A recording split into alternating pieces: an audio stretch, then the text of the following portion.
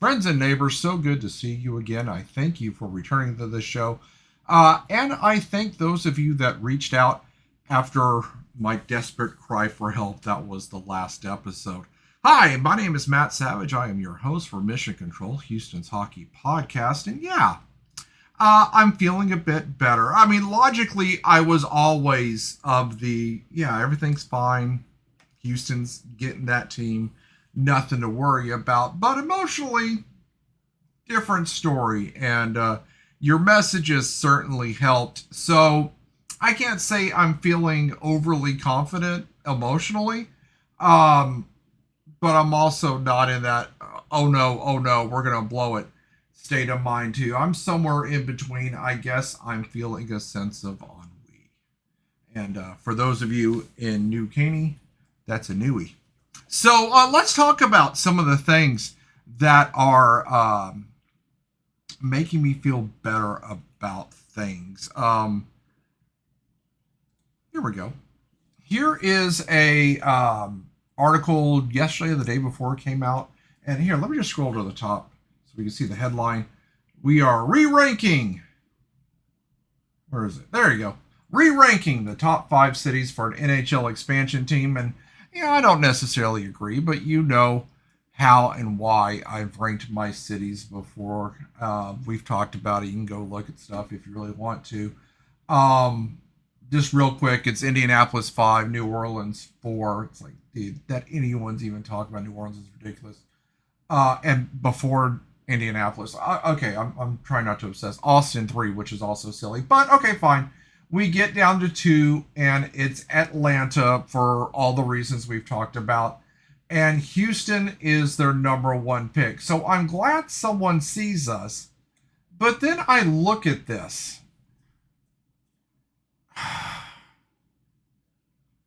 Like, am I the only one who has a problem with this? Like, I know, and yes, I'm happy that Bleacher Report is acknowledging us as the number 1. But you see this article, right? I mean, it's referencing the 1970s WHA Arrows. And yeah, that was super cool. And I'm really glad that we had that 50th anniversary thing for him here, and that the whole family came down, and other WHA players and champions. And yes, we shouldn't forget, but man, we had 2 decades of Arrows hockey besides that. And even if we didn't, there's still salient business reasons for a top tier sports franchise to enter this city. I don't know. It's just the constant referencing that the national sports media does of the Gordie Howe era of the Arrows, and not looking at what else this city has to offer. To me, we're stuck in the past, and I think we should acknowledge it, but also move on. It's like when we're about to have another Olympic time, and every time there's international play, the U.S. sports media has to mention the Miracle on Ice, and it's like, that team wouldn't win against current Team USA clubs. So, again, let's move on and acknowledge we got something shiny now. And there are really good reasons for an NHL franchise to come here. But nevertheless, I do appreciate Bleacher Report speaking fondly of us. And I guess I shouldn't quibble on the details. I'm also, without saying too much, the league hasn't forgotten about us. How about that? So I'm encouraged by that.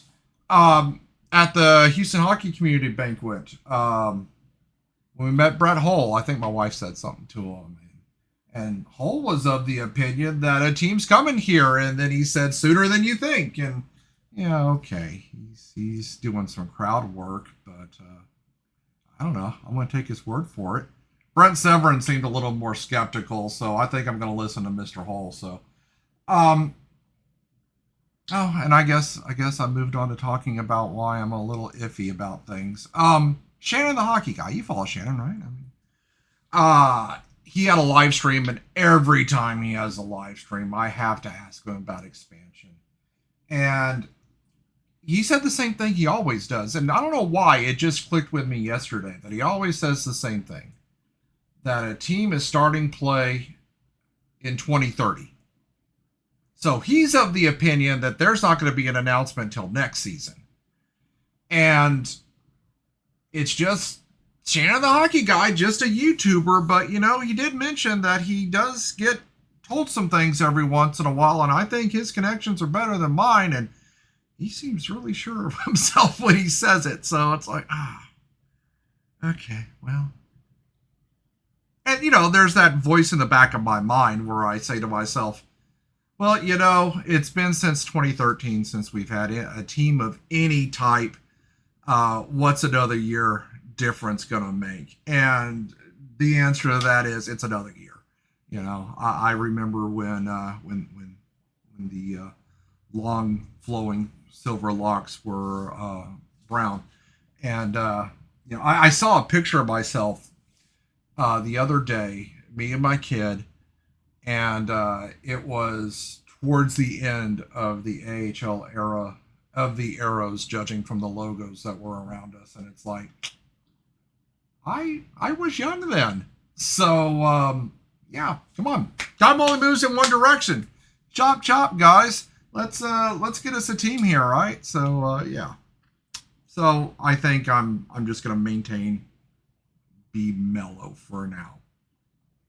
But I have a cause for celebration here. Not celebration. I have a mood lifter here, and that is it's time to plan vacation, both for me and for you and for all who enjoy hockey. And this is where you may go, well, gee, Savage, you're a teacher. Haven't the last 2 months been vacation? And say it to my face, I dare you. But no, the NHL just released its schedule, and it's time to plan the hockey trip. Do this every year, have for the last few years. I really resisted becoming a Stars fan when the Arrows left. Yeah, I watched them, but it's like, okay, well, is this the NHL team I can watch on TV? I'm not willing to drive down. And then when it became apparent that we're not getting a team anytime soon, it's like, well, guess I better embrace something. So who's your team? Are you going to make a trip to go see them? Let me know in the comments. But we're making a Dallas trip this year because I'd rather not get on a plane as much as I can avoid it. And I'm not saying which game we're going to, because as the channel grows, it seems like a really bad idea to announce when the wife and I are going to leave the house empty. Not that we live in Wayne Manor and have a lot to steal, but it just seems like common sense. But last couple of years we did historical stuff, me being you see behind me, the history nerd here. But you can only go to Dealey Plaza or the Bush Library so many times before you start to feel some diminishing returns. So as I mentioned in, I think it was last episode, wife and I are into tiki bars. There's the channel mascot there, Tiki Bug, that we picked up from Laylo. This here is from Pineapple Parlor in Galveston, and there are 3 tiki bars in the Dallas area that we're going to check out on top of going to see our hockey game and various hockey related festivities.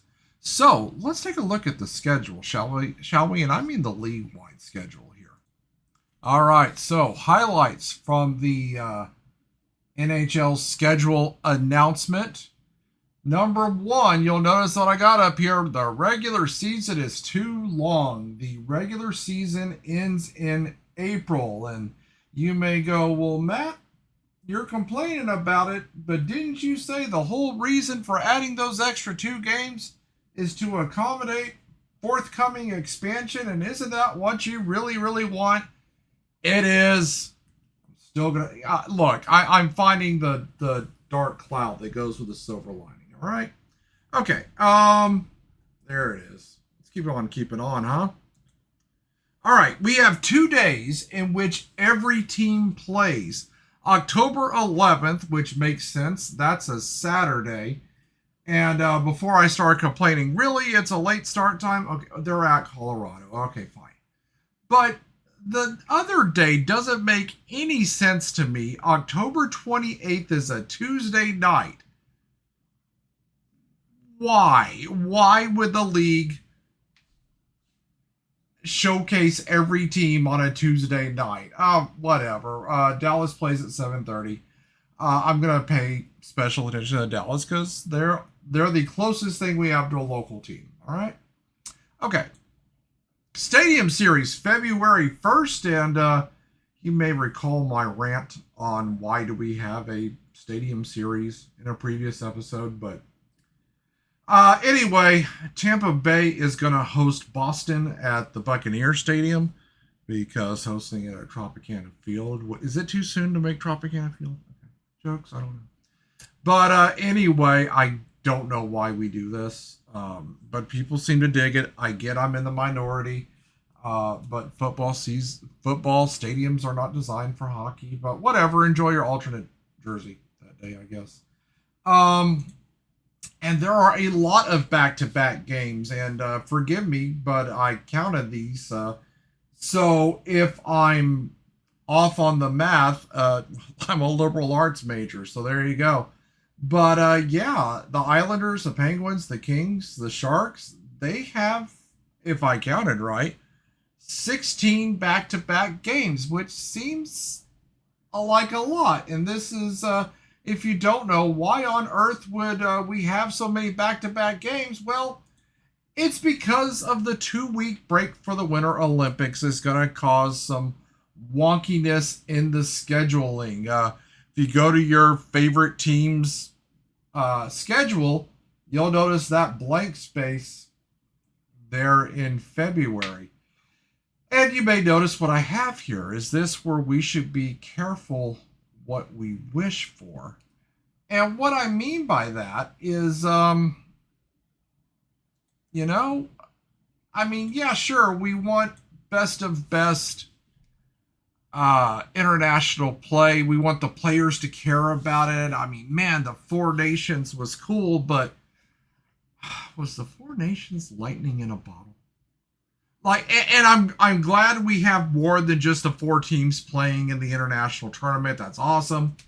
Russia's still excluded, which it's not. It's, to me, it's not as legitimate without every viable competitor there. But all right, fine, it's what happens. But my whole thing about us having the Winter Olympics, and then in 2 years, the World Cup, and then in 2 years, well, there's another Olympic, and then, well, how long are we going to care about this? Like, are we getting oversaturated? I know it's early, but Four Nations Cup was lightning in a bottle, wasn't it? I mean, I'm going to watch it. I bet you will too. And I bet we'll care. And I don't know. It seems like by having more of these international tournaments, it's a little bit less special. That's all. That's all I got to say about that. All right, let's move on, shall we? So here's an email I got from Houston Hockey Community, and no, you can't call me Matthew, but anyway, I don't want to read the whole thing to you, but Houston Hockey Community and Nemesis Hockey are having some kind of merger, alliance. Anyway, here's the news about this. They are moving to Premier Sportsplex in North Houston. I'll show you where that is here in a second. And that's going to be renamed to Houston Hockey Community, which I got to tell you, that's not a bad thing, because it was just the other day. Because I've been meaning to check them out forever, so I drove over there not knowing they were closed on Mondays. But I looked at them like, this seems like a really small space for what they're doing. So, all right, cool. And it was just 2 days later that they wound up sending this thing out saying that they're moving. But you'll notice the presence of Michel Petit there, who's I've been saying his name a lot on here lately. And okay, I was pretty excited about a couple of things. All right, number one, they got the Timbits. That's the Tim Hortons kids program, and all kinds of roller hockey stuff for kids and adults. But I got excited by the fact that there is adult ball hockey, which is great for me because as much as I love hockey, my knees are just shot.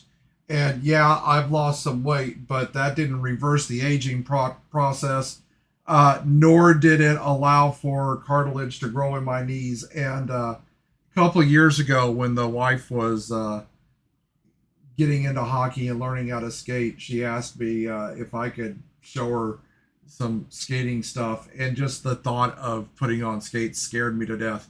So I don't know. This might be good for your fat podcast host here to get into a sport I can actually do. Yeah. So I tried pickleball a couple of years ago, and thinking pickleball is just tennis for people who are too out of shape to play tennis. And no, those dudes took it way too seriously. No, that was not for me. But hell, I know how to puck handle. So yeah, let's do some ball hockey. Anyway, where is this at? Let me get back to sharing the screen here. Hello, there we go. So I put directions from Toyota Center since that's where any NHL team is going to be playing. Whatever. This is our frame of reference. So it's up on the north side. 19 miles away from Toyota Center. Not quite at the Woodlands. And this got me thinking more. Like, okay, is that roughly where the Woodlands Slapshot group is talking about putting their practice facility? And I just put a basic Toyota Center to Woodlands thing, and that's 33 miles away. And it's like, I don't know how practical that is for here, let me I really can't. Okay, whatever. I don't know how practical that is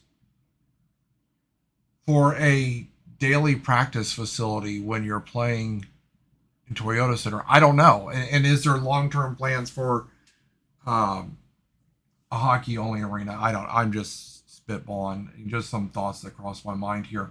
It's like, okay, well, what's standard? What is the average distance from practice facility to arena? And I just went looking at Dallas. They're 23 miles away. And if we just go Toyota Center to Woodlands, that's significantly longer.